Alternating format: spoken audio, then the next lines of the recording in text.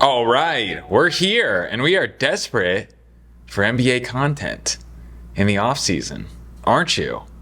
I'm here making my own. I'm home rolling NBA content. Dude, there is nothing going on. I talked about this on the Patreon a little bit, but I can't even get into Eurobasket.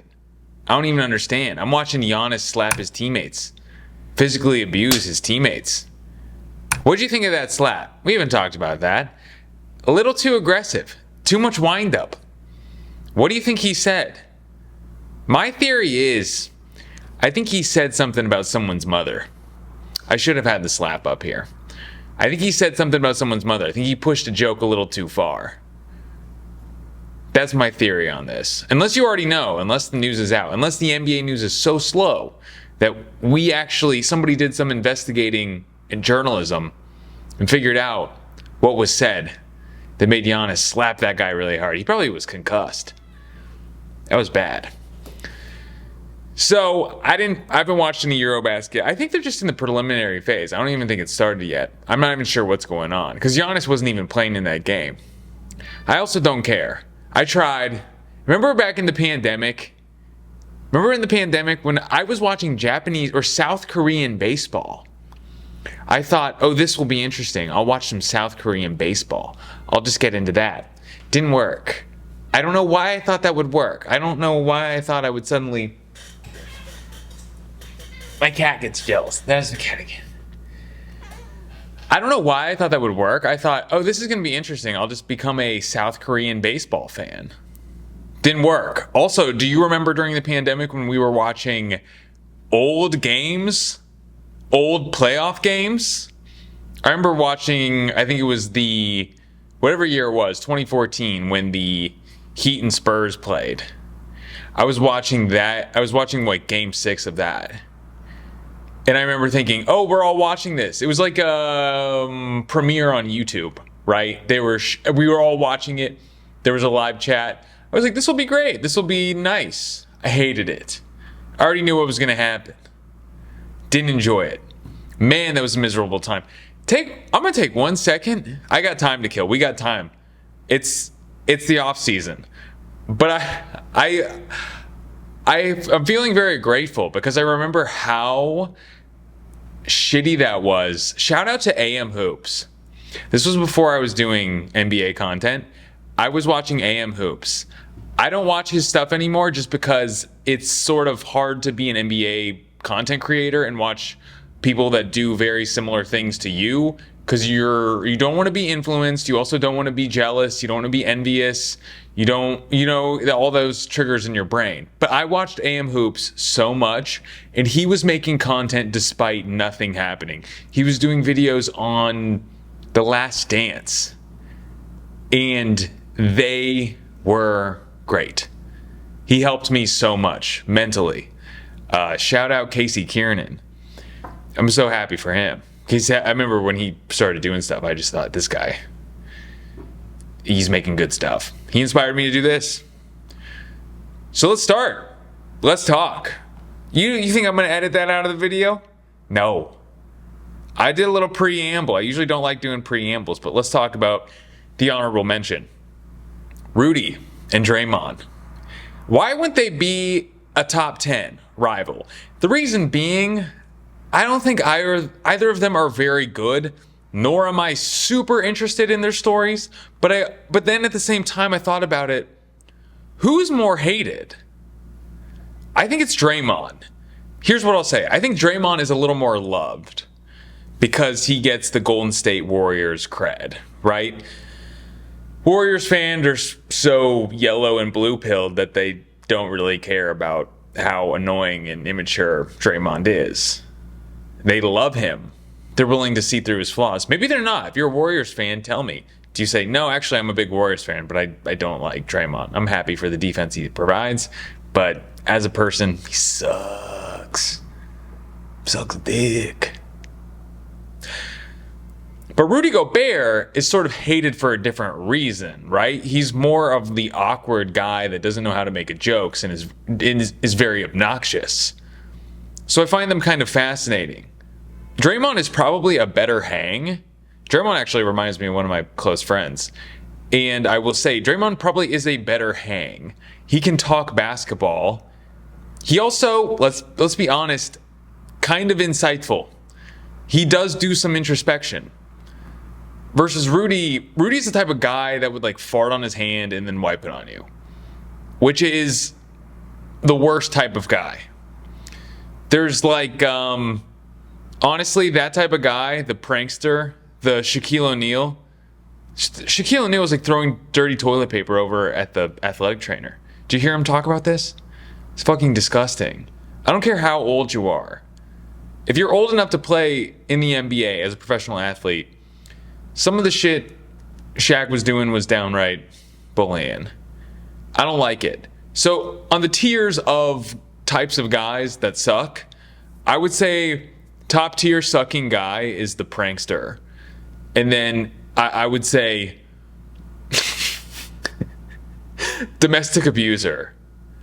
They're right neck and neck, but I think the guy that farts on his hand and then cups it and puts it in your face, I gotta say, domestic abusers are bad. Listen, I hate Jackson Hayes more than any of you do, but goddamn, Rudy would do some shit like that. That's enough. All right, and I'm gonna warn you, some of these are kind of dumb. So Joel Embiid versus spiritual demons. Listen, we don't have rivalries anymore. There's no Shaquille O'Neal, Dwight Howard rivalry anymore. There's no sort of David Robinson, Shaquille O'Neal. There's no Gary Payton, Michael Jordan, Karl Malone, Michael Jordan. Those beefs are kind of done. So I'm getting a little bit creative.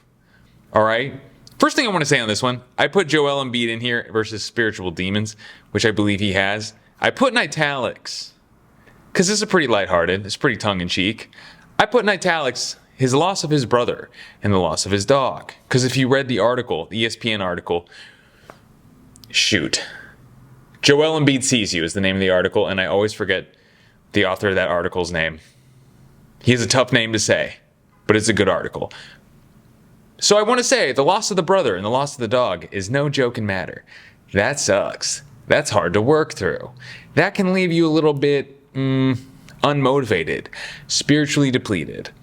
Those are true spiritual demons that Joel must overcome. And I do pray for Joel Embiid. If you think I don't, if you think I'm just a dickhead talking shit on my YouTube channel, I'm not. I pray for Joel Embiid. He's struggling. But on another note, his spiritual demons, the Bell's palsy. Half his face is sunk. Then he broke his face. He broke his face, I remember, I think Pascal Siakam elbowed him in the face. And then the following year he got Bell's palsy. Maybe they got something to do with each other. He's got the knee swelling. Can't forget that. He's got Philly haters. Even though, I listen to Spike and Mike on the Rights to Ricky Sanchez podcast. They seem pretty understanding towards Joel Embiid, which I'm always pretty surprised about. And then he has the lack of the trust in the organization. And then, of course, he's got the 900 texts that he hasn't read. He's got the 400 missed calls that he's still got to return. Damn. Might as well just throw away your phone. That's another, I think if you miss like 900 calls, I think at some point, everyone is so pissed that you haven't replied to them in so long that you might as well just throw your phone away and say, hey, you know what? I'm just going to be in contact with the people that I run into. If I don't run into you on a regular basis, you probably just will have no relationship with me. That'd actually be kind of nice. Just the people that you like that would actually be kind of rad. Think about this. You have your sort of you have your friend dates that you have, your sort of weekly friend dates or bi-monthly friend dates or whatever, your different communities that you go to. And then you say, these are my people. Everyone else, send me an email. I'll get around to it. But the immediate texting, the immediate call, nobody gets it. Nobody gets that type of relationship with me. I might think about that. Then, of course, the playoff heartbreak. Kawhi Leonard drilling the bounce around three over him. It's tough stuff. Steph Curry versus the Warriors. Really what I had here was Steph Curry versus loyalty. Where am I going with this? Because I think Steph is bound to the Golden State Warriors. It's done. When was the point where Steph could have left the Warriors? Was there any point? I mean, the 2023 finals and the fact that they won the championship kind of makes it... I feel like that was such a blessing. I think about that with LeBron in the 2020 finals. The fact that they both got those finals, they have to be like, damn, I did not think I'd get that. There were ones in the past that I thought I was going to get, but I didn't think I'd get this one.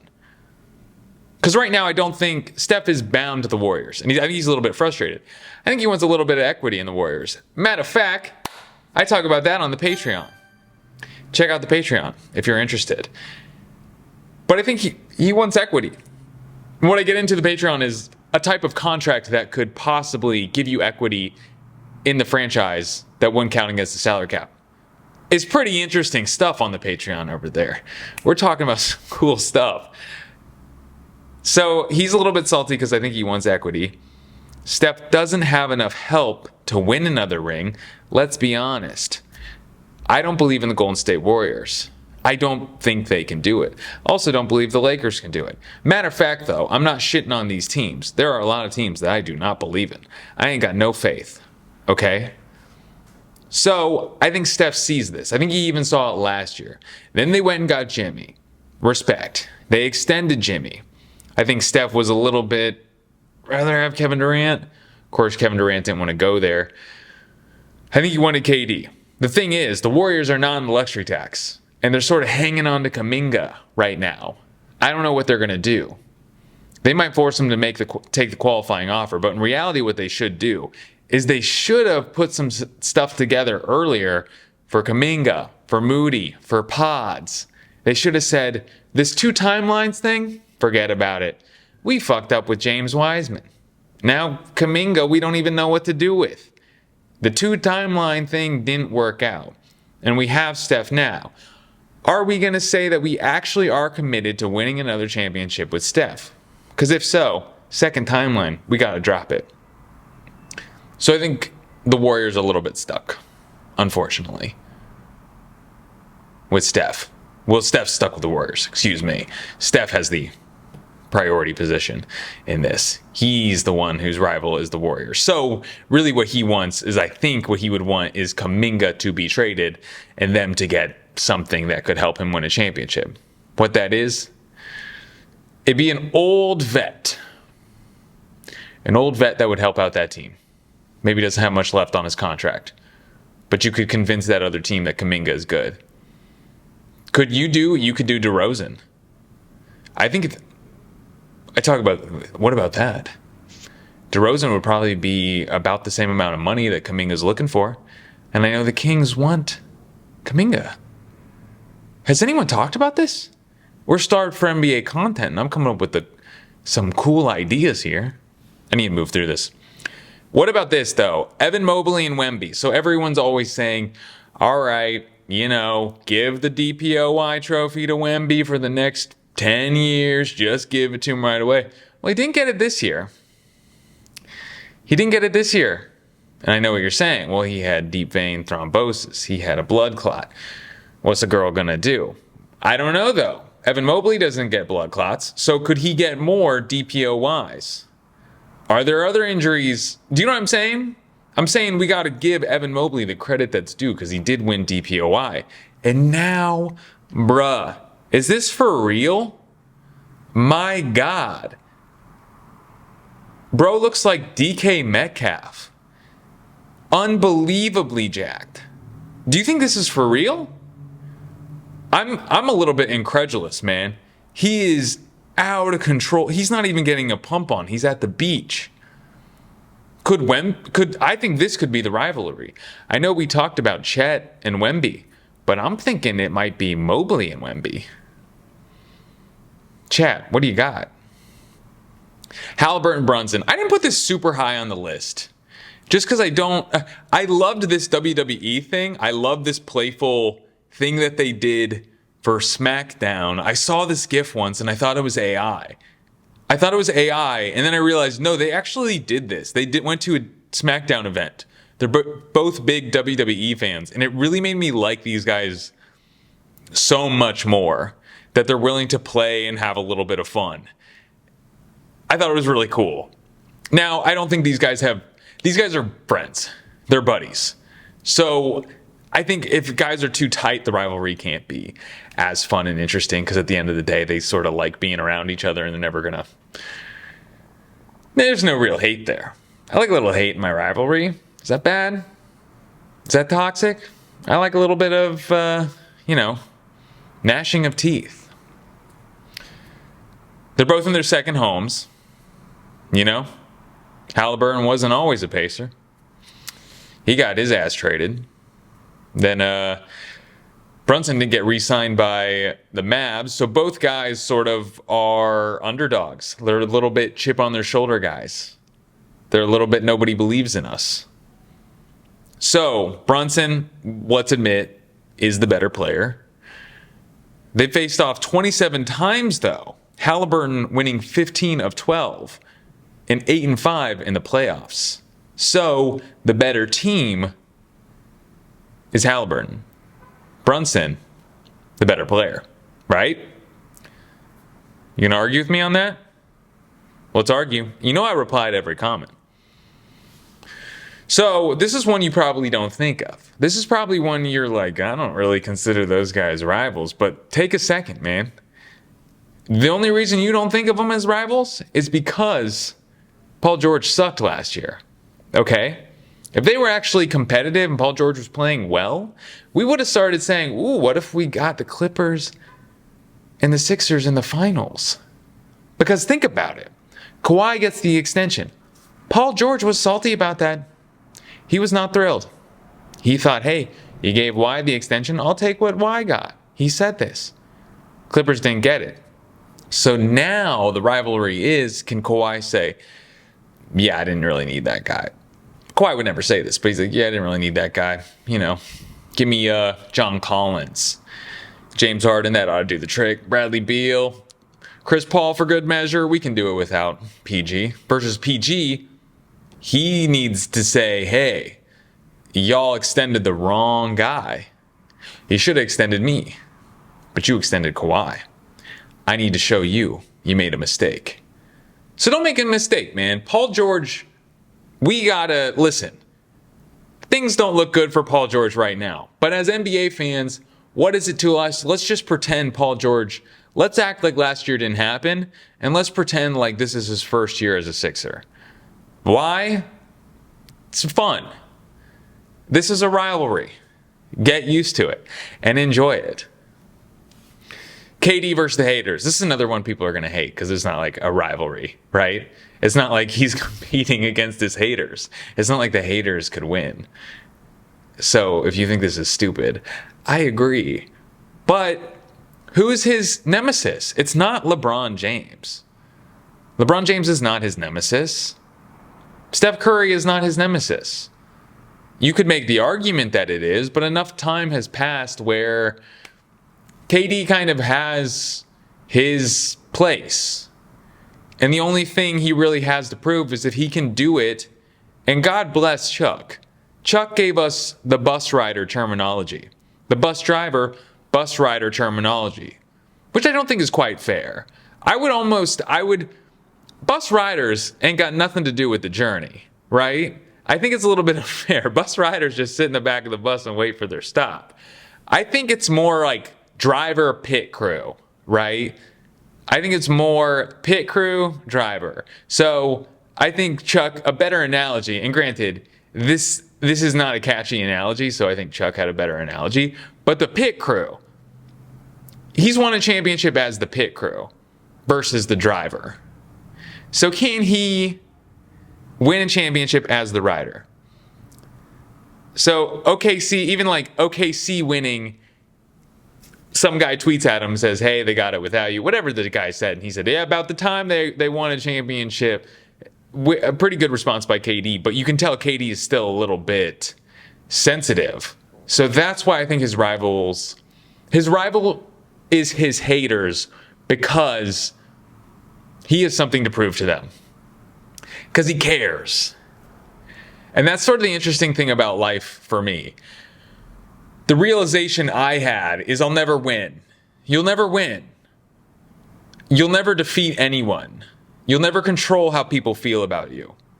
The only victory you have in life is the ability to choose what affects your emotions. So even if KD wins with the Rockets, wins Finals MVP, there's still going to be haters. So it'll be up to him to decide, is this victory good enough for myself? Did I prove something to myself by winning this championship? So I think that's really what it is.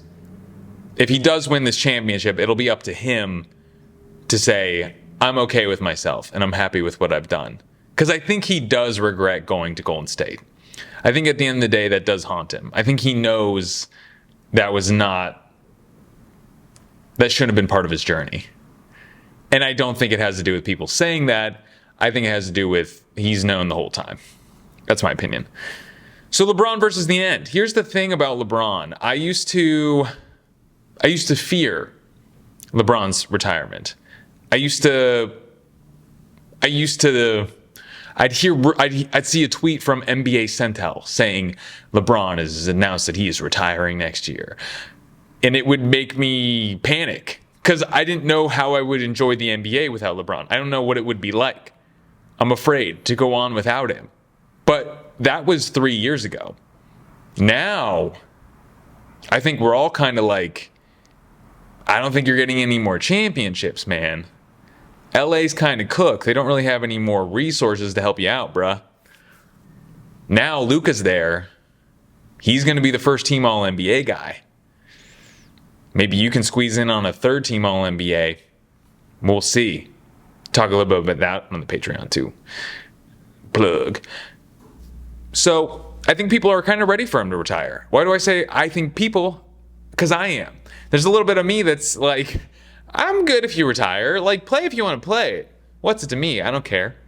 I like you, LeBron, but I'm not. If you want to retire, by all means, go retire. I can live with the NBA without LeBron James. That's fine with me. So I think it's not like the people are like sick of LeBron. They're just sort of accepting that he's not going to outdo Jordan. At the end of this season, he's going to break Robert Parrish's all-time games played record, and he'll be good. But I think what kind of haunts him, the fear of Curry getting one more than him. I think that's in the back of his head. Because I think he knows Curry has a couple more years too. And I think he thinks the Warriors could pull it off. So if Curry ends his career with 5, and LeBron ends his career with 4, it's going to be a tough pill to swallow. Luka versus the Mavs. Again, a lot of people are going to hate this because it's not player to player, but right? Does Luka have a rival? Is it Devin Booker? I forgot about Devin Booker, man. Devin Booker can't make this list. They were trash last year. He wasn't even an all-star last year. He'd make an all-NBA team. Booker, he could make his way back into next year's all-time rivals list against Luka, but he's got to do something. I think Booker, if he were here right now, if he walked in and he saw me making this slide, he'd say, yep, Luka's rival is the Mavs. That makes more sense to me. It's Nico Harrison. Because Luka got sold to save cash, which is pretty crazy. Luka got sold to save a couple bucks. So the Mavs think they're fine without him. They didn't think they needed him. They thought, yeah, we made the championship, but we probably would have made, or we made the finals, but we probably would have made the finals regardless. Our team's pretty good. That PJ Washington trade I made, that's what got us to the finals. So this is the attitude. It's this disregard for Luka's talent. So Luka has to prove, hey, yeah, you sold me, but you shouldn't have, because I just won a championship with the team you traded me to. But at the same time, the Mavs and Anthony Davis, if they can win a championship, that's going to change the way we talk about the Luka trade. Am I repeating myself? Have I talked about this before? Am I regurgitating content in the offseason? You're damn right I am. So if the Mavs beat the Lakers, we start saying, damn, that Nico Harrison, he's kind of smart. He's kind of wicked smart, isn't he? So this is the ultimate test of the Supermax contract. Is it wise to not sign any player to a Supermax contract, to trade them before they become eligible so they don't get butthurt? This is the question. So this is big. This is a business rivalry. And this is sort of a case study in whether the Supermax contract is worth it. Because if there's any player that you would pay buku bucks, it'd be one of the best players in the league, Luka Doncic. I think he would qualify for that. So is it a dumb idea? We'll know if the Mavs beat the Lakers in a playoff series, which might not happen. Probably, statistically probably won't happen, but it'd be cool if it did. Anthony Edwards. This is actually a really good one. Okay? This is right, because here's why. They're both the best teams in the Western Conference. They both made the Western Conference Finals. OKC didn't even make the Western Conference Finals 2 years ago. Minnesota's made the Western Conference Finals 2 years in a row. So, before you say, Shai's so much better than Anthony Edwards, think about that. Suck on that. And then the other thing is, Anthony Edwards is he likes the ladies. He not a fan of condoms. He's in legal disputes a lot versus Shai, family man, married man. Gave a shout out to his wife during his MVP speech. He has a ride or die. Versus Anthony Edwards is going to be the Genghis Khan of Minnesota or wherever. I'm sure he's flying everywhere to smash chicks, man. Or maybe he's flying to Minnesota. I don't know. But either way, you understand my point here, right? Their relationship with women differ. Play styles are a little different. Now, I watched some highlights of Anthony Edwards and Shai just to refresh my memory of how they played before I made the statement. The thing is, they actually do play kind of similarly. Ant shoots more threes, but when it comes to driving to the basket, Edwards is power. Shai is stop and start. He's more agile versus Anthony Edwards is more strong. So it is a little bit different when it comes to getting to the basket, but generally, when I'm watching their games, they don't look all that different to me. And then, of course, Shai, King of Canada, and then Anthony Edwards going to be starting on Team USA. And he played in the FIBA, and he played in the Olympics. So he's starting to look like the face of Team USA. What do you think of that? I think that's fair. All right, this is it, man. That is the biggest rivalry in the NBA. Tell me I'm wrong. It used to be Embiid and Jokić for a little bit. They were both centers versus Giannis was a 4. Now I'm just saying they're both bigs. They're both giants. One 6'11", one 7 foot. But I got a feeling, put them back to back, Giannis gets an extra inch with his hair. Those dudes are the same height. They might have the same wingspan. Both have multiple MVPs. Both have won one championship. Only one. Both have finished in top 10 in MVP voting since 2019. These are the best players in the league. And it sucks because Embiid was in there. He was up in this conversation. There's old videos of me comparing these three. But now, Embiid. And it sucks. He's battling demons while these two are battling each other. And they're both Euros. They're both competing in Eurobasket, which no one's paying attention to. Unless, no disrespect to my European fans. But these, I believe, are the faces of the league, in my opinion. Jokić and Giannis. I believe they're the best players. And it's sort of a race to which one's going to win another championship.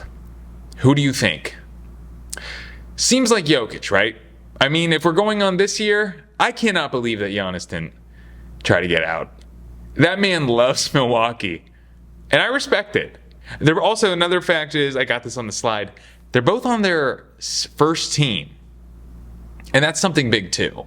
I think that says something a little bit about you as a player if you're still on the first team that you were drafted to or maybe got, traded to or whatever. I think that's really important.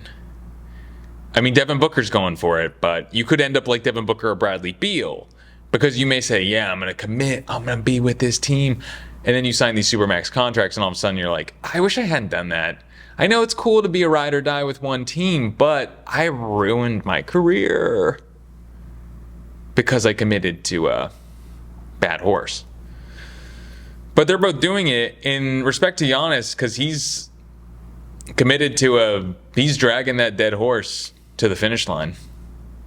I know he used a horse pun on Giannis and not Jokić, but worked. Feels like I had more to say on this slide, but I think that's it. I'm excited. I've always wanted to see these two in the finals, but never got it. I don't think it's happening this year. I talk a little bit about the Bucks in the Patreon podcast. Thanks for being here. Check out the Patreon. It's $2 a month, and you get a podcast every Saturday. And I always make it over 40 minutes. I never shortchange. So be good to your mothers. Eat a corn dog.